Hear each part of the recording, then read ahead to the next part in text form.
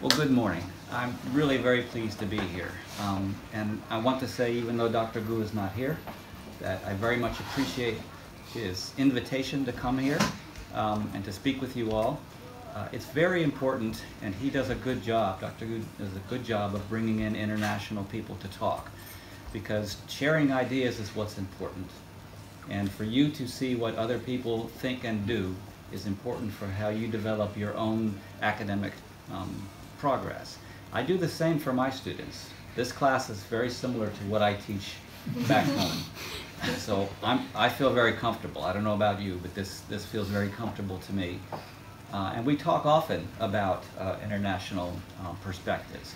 And I bring in lots of different papers. I bring in people online to talk to my students from a distance, because we have distance learning. So I can bring people in from Korea, from China, from whoever can connect, and they present to my students, but from a long way away. And those international perspectives are very, very important. And so I also encourage them to come to conferences and to meet people who are doing and talking and thinking about the same things. You don't grow unless you see what others are doing. We only know what our experience provides us. So you have to expand your experience in order to grow. And you also need to know that when you're growing, they're growing too. So when I come to speak with you, you think I'm here to give you things, to talk to you about things, but actually I'm here also to get something from you as well. So I learn from your perspectives, I learn from the way you look at things, the way you study things, the way your school systems work, which helps me to better understand how the world operates, so that we can are constantly collaborating, so we can work towards the same goal. Vocational technical education, we have vocational technical education in the United States. We have science education, we have STEM education, we have all of these, but they're a little different in my country than in your country. So I need to know, how is it different? What are you doing? Maybe you're doing things better than I am. I'm sure you are. So the sharing is very important. So I'm very pleased to be here and have the opportunity to speak with you all, and to not to lecture, but to have a conversation. So I will talk about things, but if you have a question while I'm speaking, just stop me and ask the question, and we'll have that conversation. Today, what I'm going to talk to you about is actually different than what many people are thinking about when they think about technology education, STEM education, etc. Many of you are in science education, right? So you think of the teaching and learning of science education follows the scientific method. Is that a common thing? Scientific method, right? Well, the scientific method is one way of coming to know about things. Scientific method, we have steps. Do this and you study a phenomenon, right? The idea is to do investigations until you understand the phenomena, right? And so you become knowledgeable that way. You acquire knowledge as you're doing that. But that's just one way. When you are designing systems, when you are designing technical artifacts, when you're designing engineering systems, large systems, you actually have to learn things that help you to design that system. And you learn them differently than in science. You learn them as you go, when you're confronted by the need to know. So what I call that, actually Nigel Cross is the person you would look up who coined the term designerly ways of knowing. Designerly ways of knowing is different than scientific method. Now, I'll try to explain some of that, and I'll try to show some examples of that. But that's my point. Designerly ways of knowing. When you design, you're not learning by scientific method. When you design, you're learning through design. So and designerly thinking is different than scientific thinking. So we need to celebrate how we teach differently and how we come to learn differently. And I contend, I say that designerly ways of knowing instills understanding. Whereas scientific method teaches me procedures. And then I learn, okay, that, in chemistry, a titration, you know what a titration is. In order to get a pH, you put enough in there until the color changes and you see it. You say, okay, I now have that pH. They probably don't know what I'm talking about, right? But, so I see the change, I did it, I know that's how I do it. So what? How do I use that? Okay, sorry. 大家这部分 get 到了吗？讲的是什么呀？就是对，就是科学探究，就我们都知道科学是探究的，就是来获取知识的。那今天呢，他要跟我们分享的是另一种获取知识的方式，像设计师一样的去思维，通过这种途径来获取知识。刚才他举了一个例子，红光蓝光怎么定的是吧？ So I want to talk to you today about technology education. Designerly ways of knowing is the way that we have students acquire. And our goal is for students to understand. Understanding is different than just knowing. Understanding means I can put the connections together and I can make decisions based on what I know. So that's the whole idea behind the presentation. So the outline, I'll give you some context. How did the STEM education reform begin in the United States? How did that lead to the development of integrative STEM education at Virginia Tech? How does that facilitate, how does that help us to teach designerly ways of knowing? And then I'm going to give you examples of how we do that. So I'm hoping to give you examples of how students have to think in designerly ways, designerly thinking, in order to achieve design solutions. And then I'm going to talk to you about a new initiative that I'm working on. So you stop me whenever they need to. 知道这节课的目标是什么？帮助我们去理解如何在技术这个教育课程当中，通过设计来获取知识。目的是理解，他讲了，理解是大于 understanding， 不仅仅指的 knowing， 好，不仅仅是认识，还要怎么样把这些系统能够融合到一块，从而来设计出东西来。So one other thing, when we talk about problem solvers, that's someone who understands. That's someone who has knowledge, sees the connections, and can make choices. Critical thinkers, problem solving. You can't be a problem solver unless you understand. Knowing facts doesn't help you solve problems. Knowing how to use those facts does. So I think when we teach, whether it's vocational technical education, STEM education, or technology education, the goal is understanding, getting your students to understand. So in the United States, why do we focus now, today, on STEM education? Truthfully, STEM education has been around for hundreds of years. There's a saying that I have, nothing is new, only newly important. Does that translate? 大家理解的话就继续下去，如果不理解就举个手，说这段我不太理解。说什么 STEM 教育不是一个全新的东西啊。I won't go all through these reforms, but over the years, over the past 100 years in the United States, we have had different reforms in education. One was called the progressive, one was called the equity, one was called the excellence. None of these were brought about by education. They were brought about by external forces. Challenges to our military might, challenges to our economic status, challenges to our being #1 in the country for science, and they blame, when we don't achieve that, they blame it on education, and they make education change. So education, unfortunately, is reactive rather than proactive. Would you understand that?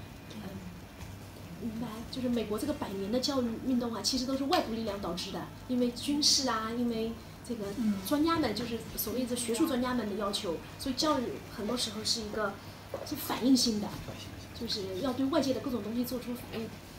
I just want to say, actually, in China we have the same story. Education actually just fostered by many external factors. So let me make a challenge. It's your job to make education proactive. When I talk to my students, I set the bar high. And to me, I'm preparing what I call change agents. People who go out and make change. What you learn here is more than anybody else outside of the university knows. You're the only one who can make change. And you have to convince them of the change. And the way you convince them of the change is not your opinion. It's the research that sits behind it, so that you can argue. You can say, no, the research tells us this. It's not my opinion. That's how you make change. So you're change agents. So anyway, that's the last one, the excellence reform, came about because the United States was challenged economically and academically in the world. And a report came out called A Nation at Risk. It's a threat to our global economy. You all were beating us, and so we were terrified. Russia was beating us. Everybody was beating us. And so who's to blame? Education, right? So what happened is that education was asked to change its way of teaching science. It was asked to change, and there was a project called Project 2061. That's a year. Do you know what happens in 2061? Halley's Comet returns. So they said, which was like 70 years, right? Every 70 years it comes around. So what they said was the project is 2061, and in 70 years we need to achieve what we want to achieve. And so Science for All Americans was one of those things. And in those documents they talked about science, math, and technology. And that's the order. Science, math, and technology was last, and there was no E. So in these documents, Science for All Americans, they make statements like this. Science is the union of science, math, and technology. It forms the scientific endeavor. All of them together, not just one. Or the ideas and practices of science, math, and technology are so closely intertwined that we cannot see how education in any one can be undertaken in isolation. What these documents were saying is, don't teach these separate, teach them together. But we continue to teach them separately. We teach them in silos. And today they put the E in there, right? So what I want to talk to you is, then what is, let me go back. SMT is now STEM, right? Yes. STEM, right? So what is that? So let me ask you back there. What is STEM to you? What does it mean? Teaching about education related with science, technology, engineering, and math. Okay. That's also, but I also, in personal, I'm still confused. I read several books about it, but there was no something that technically guide me how to teach my students. You're not alone. Everybody asks that question. I mean, that's, if that is a standard in education system, because since I'm a teacher, it's not guide me at all. Correct. So let's talk about this so that we can be guided, right? It's just an acronym. It's just 4 letters. But as I showed you a moment ago, the idea was that it was supposed to be integration, right? That's the idea. But we lost that. So what it's not, it is not a discipline. It's not a meta-discipline. It's not a field of study. It's not a curriculum. It's not something you teach in school. You don't get a degree in STEM. You get a degree in science or technology or engineering or mathematics or English or whatever, right? It's just an acronym. But what it means, what it was intended to mean, was integrative teaching. So when someone asks you what is STEM, you say it's an acronym. Let me tell you what it stands for. It means integration. Now that's easier said than done. And so the challenge to us is to know how to teach it, how to develop curriculum to teach it in an integrative way, where no single discipline is more important than another. And that's the key. Because what happens is when a science teacher in the United States teaches STEM, they really mean science. The others are just there to help me teach science. The mathematician says, yeah, it's about math. The others are going to help me teach, but I'm teaching math. In integrative STEM education, we don't. We look at it as a transdisciplinary approach, meaning there are no disciplines. I use the discipline when I need it.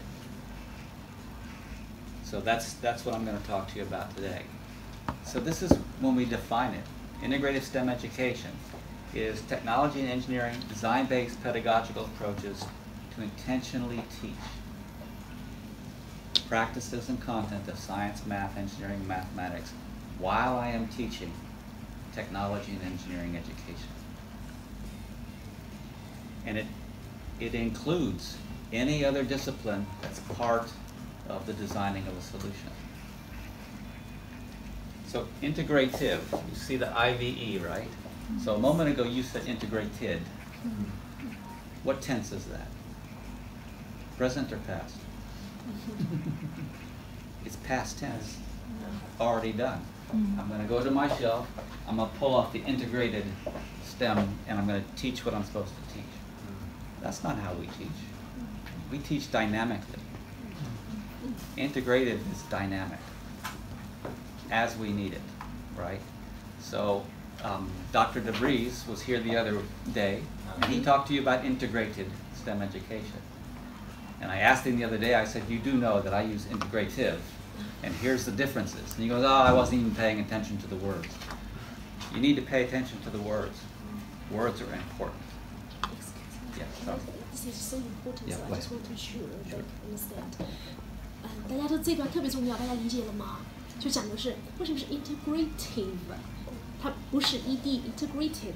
他刚才举了个例子，从这边拿了一本书，然后你是把已经全部都打包好了的、融合好的东西交给学生，他不是这样做的。他说这整个就是一个融合的过程，然后他这个定义就在这儿，说要用科学、技术、工程和数学的融合的这个方式来教它的内容，一个是 content， 还有一个是 practices， 一个是内容，一个是实践。其实内容更多就像知识性的东西，而实践呢更多就是操作型的那种动手去做的这个东西。大家以后读文献的时候也会看到，一个是 ED， 一个是 TAFE。然后前几天那个 Davis 在这儿的时候，他所讲的就是 TID 是吧 ？Integrated。那 Davis 认为呢，就是这东西不重要，但是John 觉得这个很重要，因为你知道的，从分析哲学上来讲，就是你的话语，你说什么你就是什么呀，所以语言是很重要的。Yeah, just make sure this reaches to everybody. It does. It does. So all of you are in STEM, one way or another, right? So integrative means that you're going to do it in a dynamic way. You are the educator. You know how to design curriculum, and you know how to teach. It's up to you to use the design approach and intentionally teach. It's no different than when you write up lesson plans right now. But you're teaching one discipline. Now you're going to write it up where all disciplines play. So I'll talk to you about that. But important to remember that in integrative STEM education, don't lose sight, we are still technology and engineering education. We have just renamed ourselves. In the Standards for Technological Literacy, I can quote you the pages. Between pages 6 and 9, it will talk to you about technology education being the great integrator. Its intent is to integrate while it teaches its own content. So this is its job, is to do this all along. And so years ago, Mark Sanders and I, in 2005, came up with integrative STEM education to highlight the pedagogy of technology and engineering. And we use design-based learning approaches. So the TEDBL, technology, engineering, design-based learning.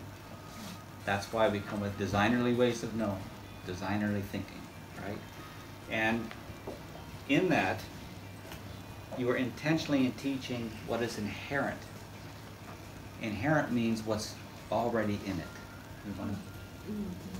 So important definition 就是大家看到 iSTEM 这个东西，它是一个教学法，看到了 pedagogical approaches， 它是一个教学法，它是基于K12当中 STEM 教育当中 T and E 的，就是我们没有丢失自己的主体性，不是说有 STEM 融合了，我们基于什么呢？我们基于的还是幼儿园到高中的这种技术与工程课程。那这种教学法呢，特别强调的就是技术与工程的基于设计的学习方式。我们知道我们以前学过什么 project-based learning、program-based learning， 那这是一个什么呢 ？design-based learning， 基于设计的教学。You make an important point. Project-based learning and problem-based learning are not design-based learning. Yeah, I just make a link to them. Design-based learning different. Correct, because a project means here's the way I want you to make it. It has a script, right? And problem-based, well, math has problem-based, science has problem-based, technology has problem-based. They're all totally different. A math problem is very different than a science problem. So what do I mean? But design-based learning, there's no question what I mean. So that's why we focus in on this. Here's the underlying intent of what we're trying to do in our teaching. This is how we approach students getting to understand. What we're looking at is facilitating the way the student learns. I can't see how Gia learns. I can't see declarative information or procedural information, but I can see when she's doing it. I can see when she's telling me things that she knows, so she's declaring, right? And schematic and then strategic, these would be lower order. It doesn't take a lot from me to tell you things I already know or to follow a procedure. But when you ask me to start putting things together, then I have to think, right? And when you want me to make decisions based on what I know, I have to understand in order to make those decisions. So my goal in teaching is always here, right? When students design solutions, they show all of these, and I can watch them happening. So if I'm marking, I can mark when they tell me what they know.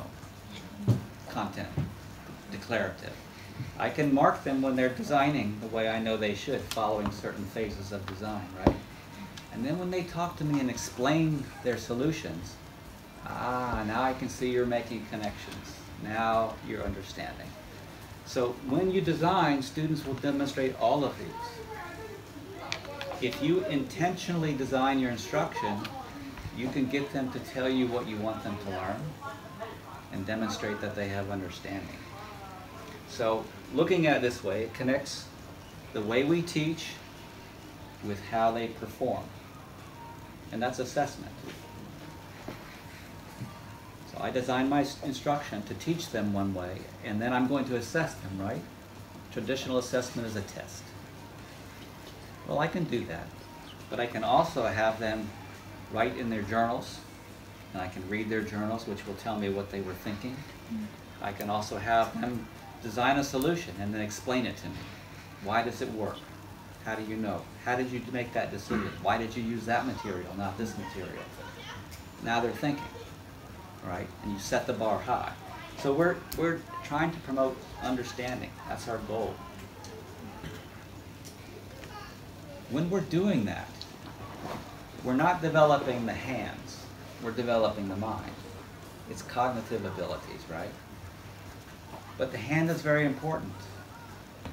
The hand takes the abstract and makes it concrete. So it helps me to do things with my hands and go, oh, so that's how it works. And all of a sudden I understand abstract, but my hands helped me, right? But I'm not trying to develop my hands, I'm trying to develop my mind. So we have to remember that design-based learning, designerly ways of knowing, is really about habits of mind.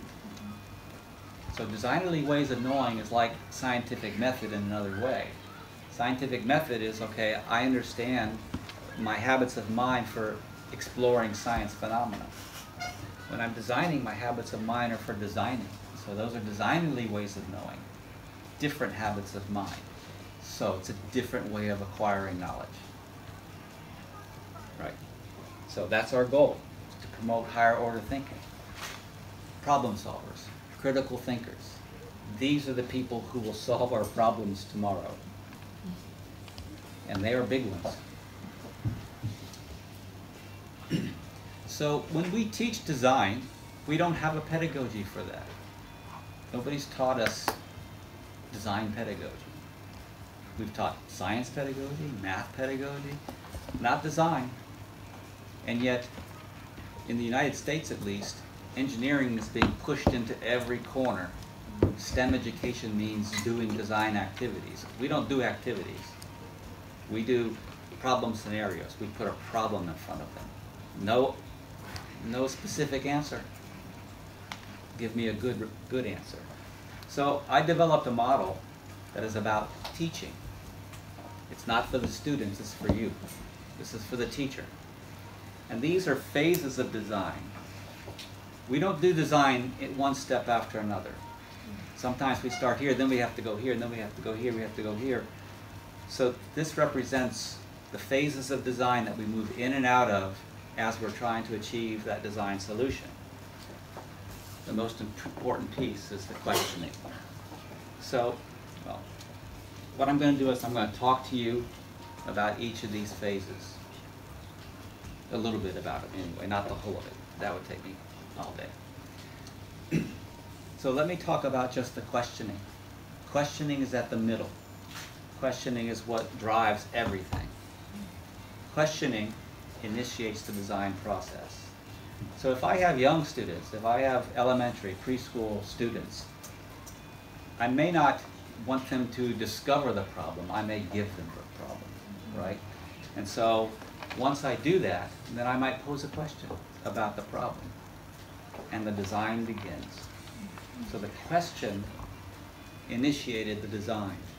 As they get into the design, oftentimes I don't have to ask any more questions. They're asking it themselves. The system is asking them questions that they need to answer. Knowledge resides in those questions.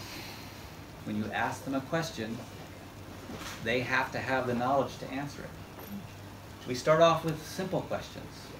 And then as we begin designing more and more, the questions become more complex. So our knowledge becomes more complex. So you start small and go up. Questions are what guides the designer. This is what's designerly thinking. So when they're doing those basic questions and then trying to figure out what else is coming, they first look inside. What do I know? This is convergent thinking. I'm looking inward. Okay, I know this about the system. What do I need to know? If the system is supposed to do this, how will I do that? Oh, now I'm going outside of what I know.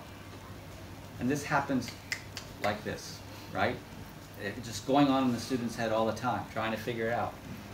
So they go from the knowledge domain to the concept domain, right? Back and forth. It's these transformations.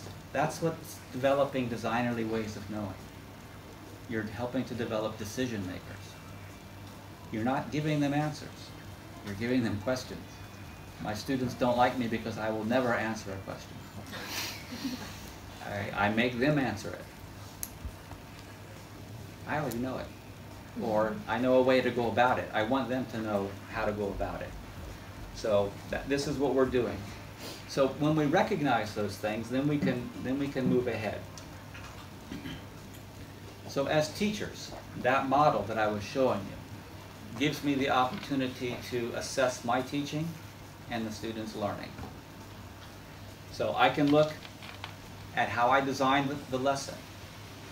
It may be an open-ended design, but I have strategies. I know what they're going to do, and so I'm going to I'm going to put those breadcrumbs out and make them follow where I want them to go.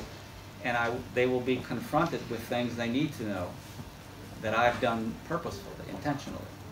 And so by doing that, I know that they will need to know certain content and practice that I want them to learn, right? So while they're doing that, it gives me formative feedback.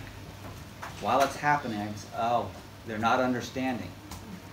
So then I look at how I design my instruction, and I go, well, what did I do wrong that they don't understand? Why are they not understanding? I didn't do something right as a teacher. So I reassess my strategy as I watch the students struggle. Every class that comes in, every student is different, every student is different, every class is different every day. So you may come to the table with a strategy, but you know as well as I do, sometimes it just doesn't work the way you thought it was. And so you have to reach in your back pocket and pull out another strategy, right? The more times you do it, the more you have in your back pocket. So it gives us an opportunity to assess ourselves and what we designed to teach, but we can also see all of these. I can see it in what I have them write engineering journals. So as they're going through, they're writing down what they're doing. I have certain strategies where I move them towards something I want them to do and have them write in their journals. So I can go back, collect their journals, and I can read the journals. I can see their thinking, right? Or I can watch when they do procedures. But really what I'm interested in is this. So at the end, when they explain their systems to me, that's when I really understand what I really see whether they understand or not. So, sorry. 这部分大家理解怎么样？大家看到那个知识的4大分类，陈述性知识、程序性知识，还有什么认知图示，还有一个是认知策略，是吧？就这个东西是怎么样去教给学生的？然后他认为呢，就是以那个像圆圈呢，就这个以 questioning 为中心的这样一种教学法，可以很好的帮助到学生。然后他解释了，就是通过这可以看成一个工具，是一个教学法嘛。那这个工具呢，可以怎么样帮助老师来进行自我认知啊？我的学生是不是能够提出问题了？我这部分教的怎么样？我是否能获得这种形成性的评价？那就通过这种方式，就把这4类的知识融合在一块儿，尤其是后面2种认知图示和认知策略可以很好的促进学生的理解。这一块很重要哦，就解释了为什么这样一个基于设计的教学法，这种教学法的模型是怎么样起作用的，对老师有哪些作用？他解释的是这部分。So to summarize, right? Design-based learning is a unique way of acquiring knowledge. Designerly ways of knowing is unique to technology education, the designing of solutions. When we think of scientific inquiry, it's very linear, one step after another, right? And we're trying to understand a natural phenomenon. Scientific inquiry is just one of many tools I will use when I'm designing a system. So it may very well be that what materials should I use? Should I use plastic or metal? How will I decide? Well, let me run an experiment to see which one's stronger, right? Then I break out into scientific inquiry. I get that information, now I come back to my design and I can use it, right? So it's just one of many tools, both cognitive and physical tools that we have. But the designerly ways of knowing is really looking about the cognitive demands of the designing the solution, which imposes on me, the learner, I need to know something. And then that need to know guides me to what tools I use. Do I use scientific method? Do I use mathematics? What do I use? I don't tell you. Figure it out. What do you need to know? Right? And so what it lets us see is lower order thinking and higher order thinking. Our goal is to get them to be thinkers, problem solvers. So let me give you some examples. So my background, I have 2 degrees. One is in biological science, one is in technology education, right? In K-12 education, I taught both. In the morning, I would teach science education. In the afternoon, I would teach technology education. And I found very quickly that my pedagogy and technology worked very well in teaching science. So this is where I came from, and this was long ago, 1979 or so, when I started doing these things. So this is why I look at biotechnical learning. You know, we do a lot of designing about robotics, right? First Lego League, first robotics, all those kinds of, it's all hardware, all physical science, right? Nobody ever talks about biology. That's a lot harder, right? It's a lot harder. So that's my area. I've been looking at biotechnical learning for a long time, so I'm going to give you some examples. I'm going to start off with some examples that are from young students and then up to adults such as yourself. Why biology? Why biotechnology? Standard 15 of the Standards for Technological Literacy is biotechnology. I was instrumental in putting this in the standards. And there are very few in my field that understand biology at all. And so it's not taught very much because I can't teach what I don't know. And so they feel very threatened by it. But biological systems is one of the three contexts in which all technological activity occurs. So there's technological activity that speaks to informational technologies. There's that which speaks to physical systems, but there's also technologies associated with biological systems. My focus has always been on the biological. I have a teaching guide, which I've designed many problem scenarios. I have 8 chapters in there. I'm going to leave documents with you all, which I've written, and you can have. They're published. You can share them with them, and they can read. You can read about how I came about with this curriculum here. But the short story is, I have a teaching guide. It has 8 chapters. All chapters are looking at problem scenarios. You paint the picture, a scenario, and they're open-ended design challenges. I intend to teach specific content and practices in there. Just like all design challenges, there's a context, a challenge, parameters, and constraints. The goal is for students to develop working prototypes. A working prototype means it actually does something. It's not a CAD drawing, so hey, this looks great, because the CAD drawing always looks great. Try to build it. Doesn't always work. So they working, and the idea is that as they're building, these are a successive continuum of designerly experiences. So I'm going to go back to John Dewey. John Dewey was talking about that you present things to students and you give them a little bit of skill, and you say, okay, now use it for this one. Now, and I'm going to present another one. It's a different, so it's successive while I'm scaffolding their learning. This is what we do in these here. So as I immerse them in the examples I'm going to show you, that's my goal. I give them a little bit, challenge them. Give them a little bit, go a little higher. And that's what they're doing. I'm going to look at just 2 of them, the bioreactor and the microbial fuel cell.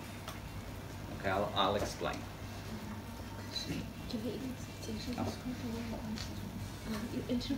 Yep.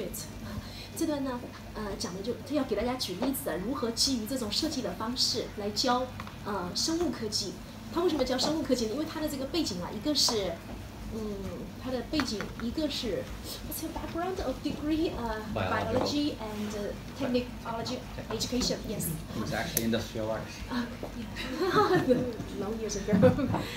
因为他的这个背景一个是生物技术，还有一个就是技术教育。那么之前的其实是工艺教育，工艺 industrial arts 工艺美术啊，这个工艺教育。那这样子他在实践当中就有可能把生物技术和技术教育结合在一块儿了，所以他的兴趣就在于要教学生这个生物技术，而生物技术呢又是 ITEA 在早先出版的那个技术素养 technological literacy 那个里面所规定的第15条是吧？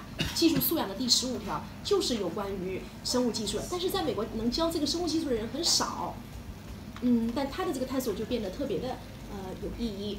然后他就讲到，他在让学生上这个生物技术课的时候，他是不断的迭代的，就是里面用了一词连续统，就让学生从低级的给学生一点点东西，好让学生往高处来一点，然后再给问题再高一点，再高一点，然后这样子不断的往上，其实就是不断的增加对学生挑战的难度。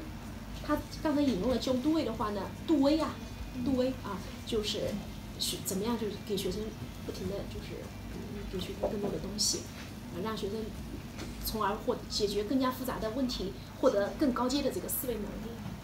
So the industrial arts degree was a teaching degree. The biological science was a biology degree. It's a pre-med track, not teaching. It's amazing to integrate them together. 他的那个2个学士学位，2个本科的学位，一个是生物技术，生物技术它那个是属于科学的，是理工的那个就是学位，而公益教育其实是关于教育学的一个学位，他特别解释了一下。So different than my colleagues who do science education and get a degree in science education. The biological degrees, I took physics, calculus,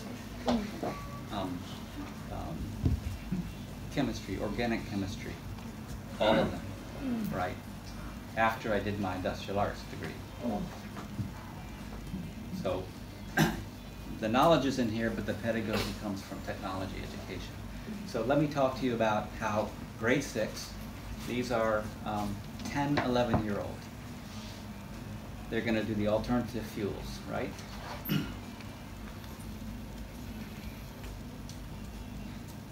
So the context, they're 6th graders, I gave them the problem. Okay, the context, we need sustainable energy sources. We have, right? Bioreactors give us a system to harness organisms to help us bioprocess materials. And the bioprocessing of the materials can produce ethanol. So microorganisms actually produce the ethanol, right? But it's done in a specific environment, technological environment. So I challenged them to design a bioreactor, right? And the bioreactor must produce ethanol. Continuous flow means that I can add things to it, and then I use cell immobilization to keep product separate from process. So I don't have to separate them in the end, but that's not really important. Like all of us, we begin this, once they've got the idea and they have the challenge, you give them experiences. And first off, I ask them, well, what is it that you know? Let's talk about what you know. What do you know about energy conversion? These are 6th graders, 10-year-olds. So they understand that the sun is utilized by plants. Plants utilize that energy to grow. Okay, so you can see how it grows in corn, and that the corn is holding that energy in the form of chemicals, right? And to give you some techniques, I have to give them some skills to be able to build the system. So we do those. There's some examples here of them immobilizing cells. And then I put you in groups, and I say, all right, you come up with your design, you 3 come up with your design, right? And then each individual, I say, okay, let me have your drawing, let me have your drawing. We put them on the board. And then I ask the class, what are the best features of all of these designs? Let's, as a class, come up with the idea of the design that we want. But I'm the educator, and I know where I want them to go. So I help steer them to the one I want them to design because I prepared my lesson for it. So that's what we did, right? But that's fair. And so then I asked them to begin building based on their, so you can see their sketches here and they're building. Now they've never put together an electric circuit before. You know, they've never put together wood and all that sort of thing. So they're extending their knowledge. They're learning new things. And I'm intentionally doing that as part of my instruction, right? So they build their systems. This is what they look like. And the idea is that this is yeast immobilized, immersed in a sugar solution, which is a saccharide, right? And then the yeast metabolized. At 6th grade, we say it eats it. but it's metabolizing. And metabolizing means breaking that molecule. Because what does it want? It wants the energy to build its cell. But the waste is actually carbon dioxide and ethanol. And it's done in equal parts, right? So they can't measure how much ethanol is in here, but they can measure the gas coming off much easier, right? So what they were going to do is have the gas produced, go up the tube, and then they had this micropipette here filled with water. And as the gas goes in, it displaces the water. And then they can measure how much gas was produced.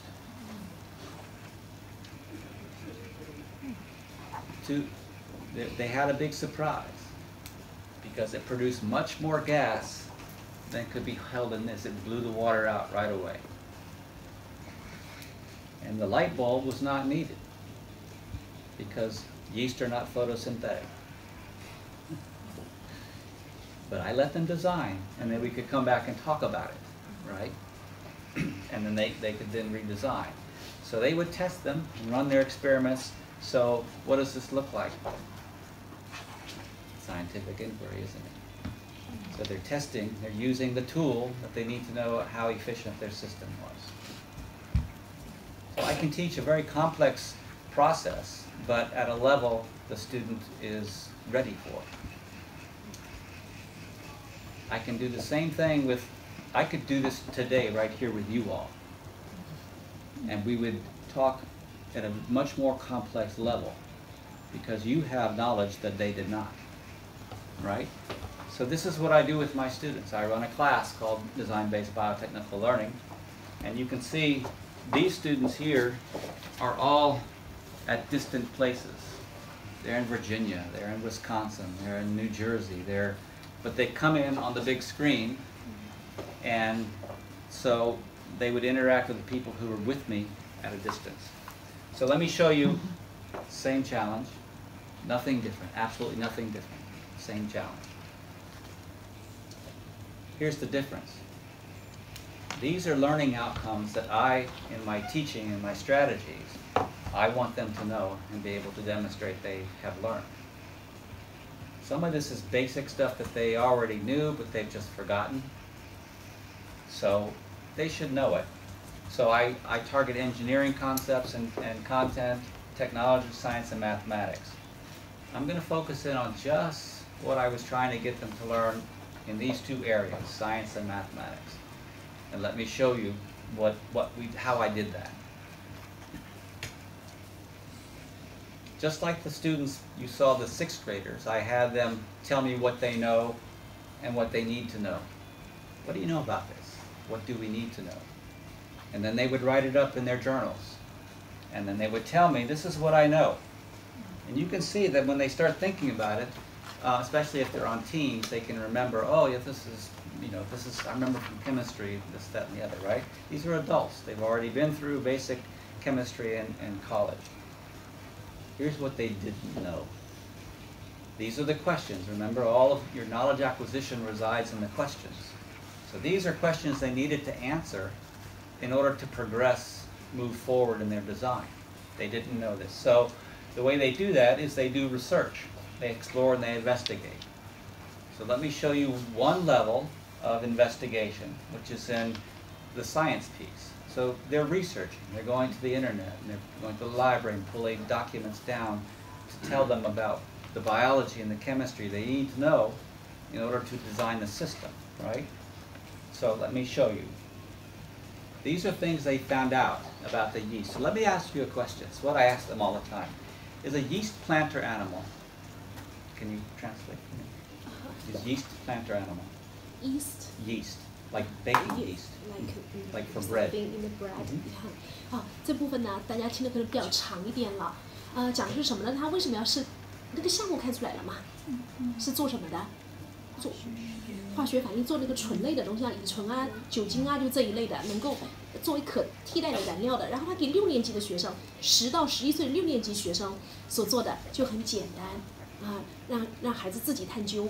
然后你看到那个刚才那个装置，那里面是什么呢？是细菌啊，酵母，然后通过发酵的方式来产生产生那个燃料，它其实不需要那个灯泡，记得吗？刚才那个灯泡不需要那个灯泡，就通过那个水量的那个减少就可以看出有多少气体释放出来了。但是他还是会让学生这么做，然后他回过头来让学生来解释，为什么咱不需要这个东西？就是一切看似让学生在发现，但其实都是他有意识的。看到那个词来 intentionally learning outcome 啊，就是有意识的学习的那个结果他让学生来做这个日志，哪些是这个要做的标准是什么？就达到什么样的标准 criteria 记得吗？标准是什么？哪些是 known 就是已经知道的东西，哪些是 unknown， 然后学生就会写得很清楚。然后接下来呢就到这一步，来学生自己来做探究，要研究，然后还要去验证。就以刚才那个生物上的这个 yeast 这个东西，就是酵母然后看到，然后学生就可以来做科学方面的、数学方面的，比如做计算、做测量。他就因为小学低年级小学生嘛，就让他们聚焦于下面的那个科学和数学。那上面的基础与工程呢，它这个项目同样可以对每个人来做，包括他还可以跟我们一起来做。他也讲到这个。好，接着就是讲这一步了。What's their answer? Is it plant or animal? We all know it's a kind of not plant animal. It's something that can be transformed into the fuel. You answer better than my students. They would say, "Oh, it's an animal." No, it's plant. They don't remember. They don't know. It's neither. It's like you just said. It's neither. But they need to understand what that yeast can do in order to be able to design their system appropriately. So they research it and they see that it can only produce up to 18%. Any higher than that, the alcohol in there, the ethanol, kills the yeast. So they can only go so high. It has anaerobic, certain temperatures. So what this is telling them, this is the environmental conditions their bioreactor must provide the yeast in order for them to survive, right? And then this is what happens in the chemistry. I give them 100 mils, 10% dextrose, sugar, right? And they look up. I say, well, what happens to it when yeast bioprocess it? 2 parts. I get 2 carbon dioxide and 2 ethanol molecules, equal measures, right? So this is what, at the point it becomes useful as predictive analysis. If I know I have 10 mils and it will produce 2 carbon dioxides for every sugar molecule in there, and I have a 10% solution, how much gas will be produced? If I know how much gas, then I can build the appropriate size reactor. Right? So it's predictive analysis. And what they know and or don't know impacts the design in the end. The design will either work or won't work based on how they use this information. So I give them refreshers. So let's go back and remember what chemistry is about. What are these numbers down here? What do they mean? Right? This is atomic weight. What's that mean? Right? How do I use that? Right? So we talk about that because then they can use those numbers mathematically to determine volume. And oh, by the way, gas volume is different than liquid volume. So those are different conversions. Go ahead. Please, please. 这部分理解了吗？就是基于刚才的那个项目，我们让元素周期率，元素周期表呀，这个是就是怎么样让学生现在看生物基础知道了，那个酵母会怎么样转换成酒精，然后再根据那个糖的那个怎么样产生那个公式，其实那个就是化学叫什么式的？化学方程式，对的，你们都知道。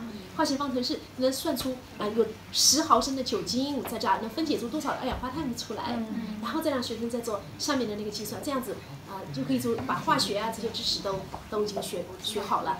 但是其实我们在做这个之前，在做这样的项目之前，学生能理解我已经知道的这些知识会对我的设计产生什么样的影响吗？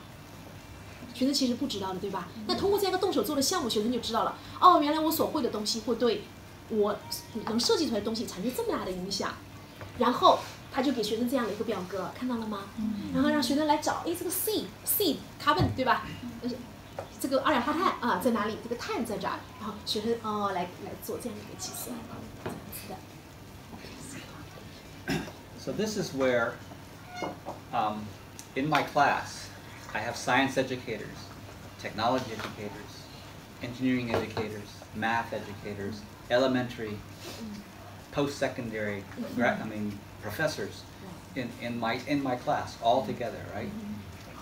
This is where the math educator recognizes how math plays in the design of a system and how the chemistry informed the math, right? And then all of that informs the design. 大家看到学科是怎么融合的。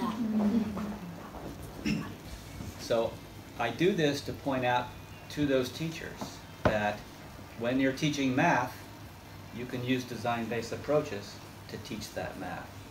And it's in a way that the student is relevant to them. It's important to them. We're making alternative fuels. So the math, they then recognize, so that's why I need to know math. It helps me to do these things. So they've gone through this, they've done some predictive analysis. Now we need to begin looking at possible solutions, right? So here are some possible solutions. Notice this is not high technology. These are bottles and tubes and classroom materials. It's not that I can't do it high tech. That opening image showed you a person who was a maker, and that's why he could do all those special things. But most teachers are going to do them with what's in the classroom. One, because that's all I have. Two, I have no money to bring anything else in. Right? I'm just a teacher, right? So we can do this, and you can see these are little switches here and whatever. You can buy them at the hardware store, right? So they put these systems, and then they need to test them, right? And so they look at how it actually worked. This is what they predicted about volume. And then when they ran it, it was like, I didn't get the volume I thought I would. Why not? Because you didn't do your calculations taking into account the theoretical possibility is not the same as the actual output, because other constraints take pieces away or don't get full conversion or whatever. So knowing that, they redesign. I didn't need as big a container, etc. So you can see, and we're going through each of these phases, and I'm not telling them what to do. The design is telling them. You didn't do it right. You didn't get what you thought. Why not? It's the questions. The questions is how they learn. 好，基于前面所学的那些个知识，就是学生们有那些个知识的准备了，然后他还会再回头来看说，我要来分析一下，就是什么样的设计是最好的，然后就会采用这种最优化的方式，就来优化。他发现说，为什么我这个装置里面的醇类的燃料少了？那自然而然的就会去寻找问题，到底是我计算出错了，还是我的量没有放足？好，这样他就会重新再来设计。而这个呢，是由老师告诉他们的吗？你们要重新设计？不是，那是怎么着的？是对了，得到这个词是问题，是 questions， 对吧？学生发现，我知道有问题了，就自然就会重新设计。So as we move forward to this, now they've reevaluated and they are reiterating. They're going back and changing their design, making iterations. And now they're going to test this. You can see this looks very much like scientific investigation, right? Well, it is. They have a system set up, and now they're going to test it, right? They test it over time. They create tables, observation tables. They collect data. They analyze the data. So this is the gas production, right? See where the red circles are. Notice that it plateaued, and then at the next red it plateaued, the last red it plateaued. Production of gas slowed down. So what do we do when it's like, what's going wrong? What's wrong with this thing? And they would shake it, and all of a sudden they would get more. It's like, oh. So it realized, if they were to design again, they needed a system that constantly shook. so that they would get circulation. So the data were telling them things, right? This was a science teacher doing this. She was very good at doing this at that part of it. So then they come back and they redesign. Based on what they learned, they would go back and redesign their systems to accommodate what they knew. Must have missed it. What's most important to the educator, to the teacher? What they learned, right? So I want them at the end to be able to talk to me about the process. How did it, that's procedural declarative knowledge, right? Talk to me about why you changed things. What didn't go right? What did go right? Why did you change it, etc. Both the technologies and the biologies, right? Here's where they're telling me what they've known. Here's where you get, do they understand? Defend why you did that. Justify. Why did you do that instead of that? Tell me why. I'm not looking for a wrong answer. I'm looking to tell me why you chose that direction. That tells me what they understand about it. If they chose one direction and it didn't go right, then I can stop and say, all right, think about this, and correct a misunderstanding, right? This is just a little sample of an actual learned outcome from someone your age. I like the first sentence. In completing the engineering design challenge, I have a much better, I love the word, understanding of the biological processes that are involved in converting biomass into alternative fuel and the technological structures. I win. They achieved what I wanted them to do. They understood both the biological and the technological in order to achieve it. And they go on and on explaining about very specific things in there. So what this, now let me move to a different one. So I'm going to do the microbial fuel cell. This is actually a much more complex system to design. So remember, successive ways of experiences, right? I start off with the easier one, not easier, but just less complicated, right? And then I move to the more complicated, trying to get them an idea how they can incorporate more things in what they're doing. Microbial fuel cell, an MFC, right? It has to produce electricity using microbes. Again, alternative fuel scenario. They have to harness benthic microbes because benthic microbes are the only microbes that will freely release electrons outside of their cells.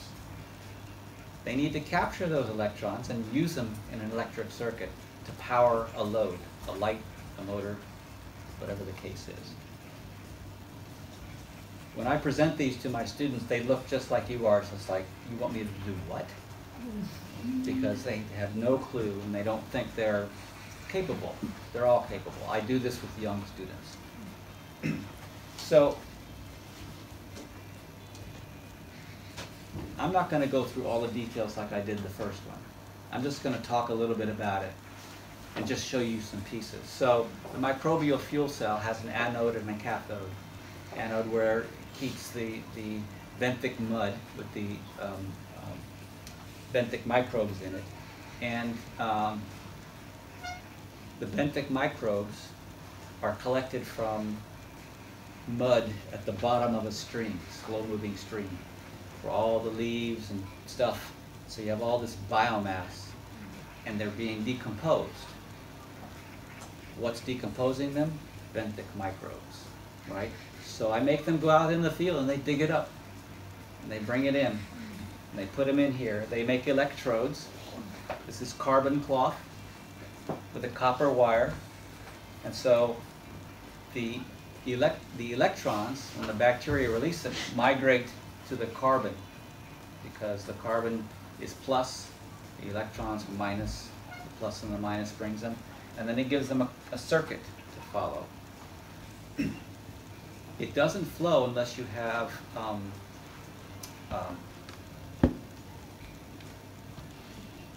I lost my thought. You have to have a concentration gradient.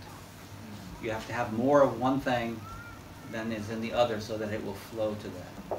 In the middle here is a proton exchange membrane. So in science, when you do a petri dish and you have agar that you grow microbes on, it's like Jello. Filled Jello here. So the protons, positive charges, can go this way through here, but water can't come through. It's a gelatin. Okay, go ahead. Yeah, can we invite the teacher, physics teacher, to explain this? So I have a high concentration of positive, because the electrons are gone, so high positive.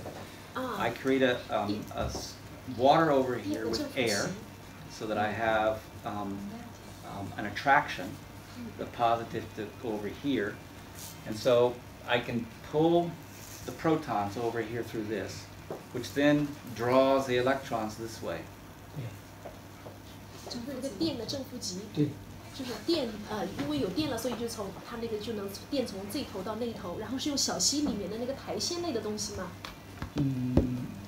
ใช้สามเหลี่ยมเสือเดียใช้สามเหลี่ยมเสือ minus electron. Minus. In สามเหลี่ยม is positive.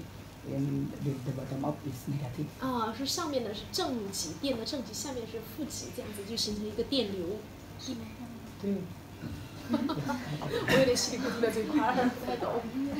And there are different ways to make the electrodes. This is carbon cloth, but other people found different carbon as they're searching for it, copper around. The point is, you put the copper next to the carbon, electrons attracted to the carbon, carbon goes up through the metal, the copper, and then you put a load here, a light, something like that, right?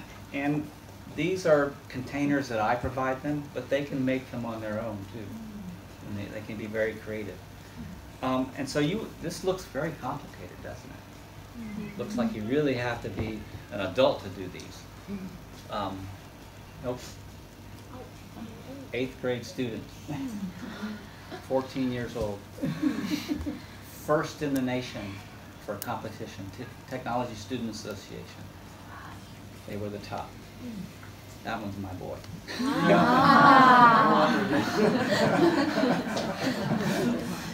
But they did the same. They did the same, right?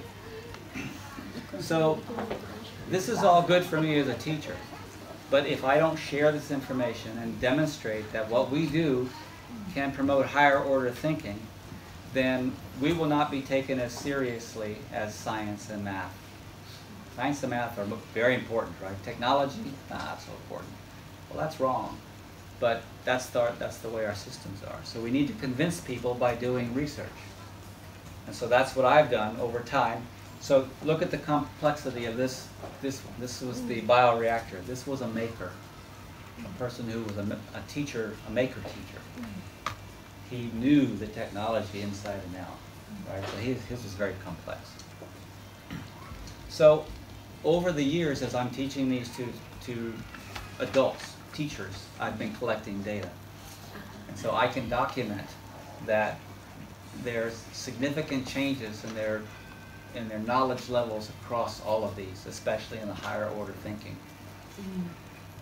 So I can document that what I do actually promotes learning, acquisition this way. But the problem is that it's just me. We need more, because I'm just giving a proof that there's a potential for this. So we need people such as yourself and people across the oceans to be working together. Common research platforms, collective research focus, so that we can build a body of evidence that says this is important. Doing it this way is a way that really, really teaches people not just the content, but actually understanding. So I'm on a new initiative now, and I call it STEMbot. It's a design-based biotechnical learning system. So the last thing I want to do is to share this particular new initiative, the STEMbot. So it's a collaboration between K-12, actually middle school students, and Virginia Tech with me. This is my lab. It's a shared lab. It's not personally mine. It's the STEM Education Collaboratory. A collaboratory means a laboratory of collaboration. So this is the front half. This is the innovation and design half. The back of the lab is the production lab, right? If I'm standing in the front looking back, that lab is back there. So I can walk students from the front right to the back. You designed your ideas, let's go build them, right? That's what we do. In that lab, I have a STEM bot. So this is a robotics, a 3-axis gantry robotics. It's a CNC machine. You'll know what I mean.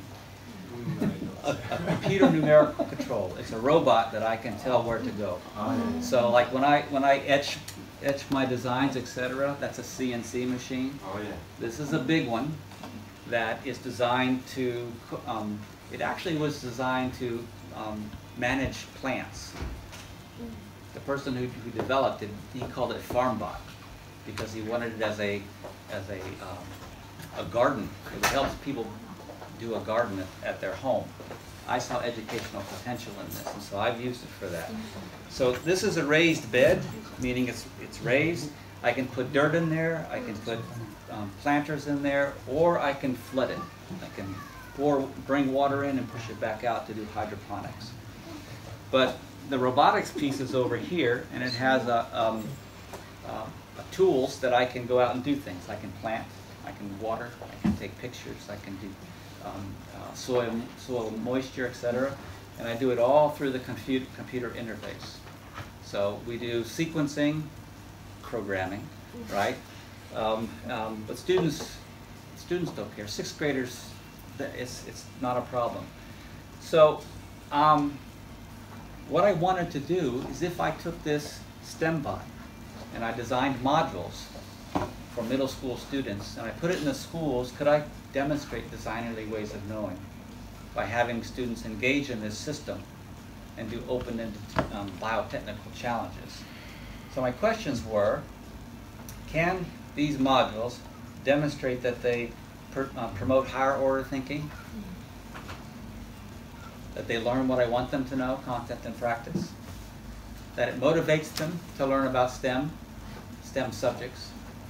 And that actually makes them, you'll be interested in this, more career awareness. Raises career awareness. I have 4 instruments. The proposal model, which you saw me doing a moment ago, the modules themselves to collect data on content. The music model is a motivation model by a colleague of mine at Virginia Tech. And the Early Adolescent Career Awareness Inventory is a new inventory being developed by one of my doctoral students. So we'll use that to test the career awareness that students develop as they go through it. So this is that system at a middle school. This is Stephanie Parker. She's the technology teacher, technology education teacher. And you can see that's the same STEM bot, just a little bit smaller, right? And the students interfacing, they're doing sequencing here. And this is a student, he was presenting to the superintendent of education for the state, came to visit, and this young man was explaining how this machine worked, right? He understood. Could ask him any question, didn't matter. And so what I've done is I've developed a series of 10 modules. These first modules are just to teach them how to use the system. And we walk through in various procedures. The end ones are the open-ended. So what I'm doing with those is I give them challenges. This is called the universal tool now. That's the head. And it goes up and picks up any one of those tools, right? I can seed. I can go over here and pick up a seed and walk out and plant it, right? Go back and get another one. I can test how much moisture is in the soil. I can weed it. I can water, right? Those are tools that are known. All of this is open source. So they can go on and they can go onto the internet, pull down the CAD drawings, and then they can bring them into their software, and they can change the CAD. So I'm challenging them. I want them to develop new tools that will accommodate a vernier temperature probe, or a pH probe, or an active radiation, which is light at the leaf level, right? I want you to make one of those that holds that. So they pull down the CAD drawings and they manipulate those, send it to the 3D printer, they print it, and they try it. So I had one challenge already, which was the watering one. And all it does, I'll show you a video in a minute, all it does is just dump water. Right? It's just like turning the garden hose on and boom. Well, a little seedling, it's going to destroy it, right? So I said I need one that sprays. So without even asking them, they just took off, and 2 students wanted to do it. And they were so proud. They had printed these things off on the 3D printer, and they had these cones, and the cone was very shallow like this, and it kept bumping into the tools. Oh, we need it more narrow. So they would do that, and it's going to sleep. Oh, the batteries.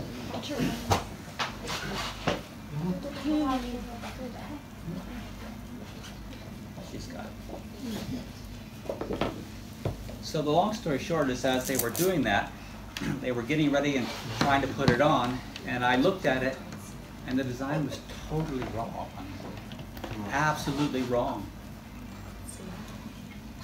So here's what I said to them. I said, think of your garden hose. You know, when you go and you have a garden, you're spraying the garden, right? Some of these come with this rotating head that does different. I said, what does, and one of them is a cone, which is like that. I said, what does the cone give you? When they turn around, it's a jet, really hard, right? I said, what's that going to do to your plants? And it dawned on them, it's totally wrong.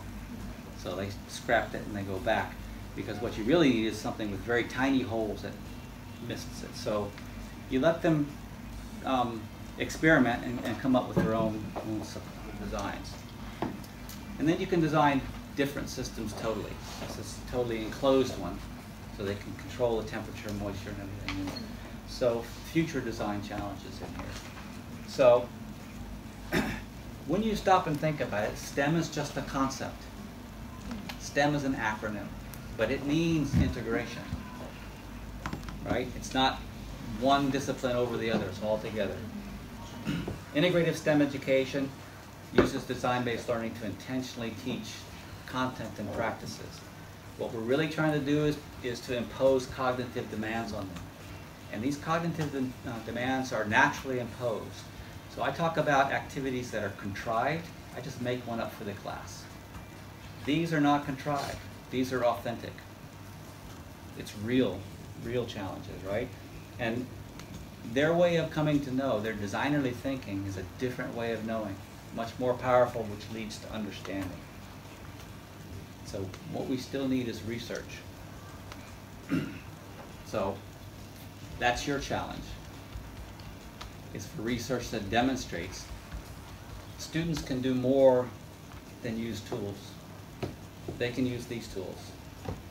That's what we're really trying to do. So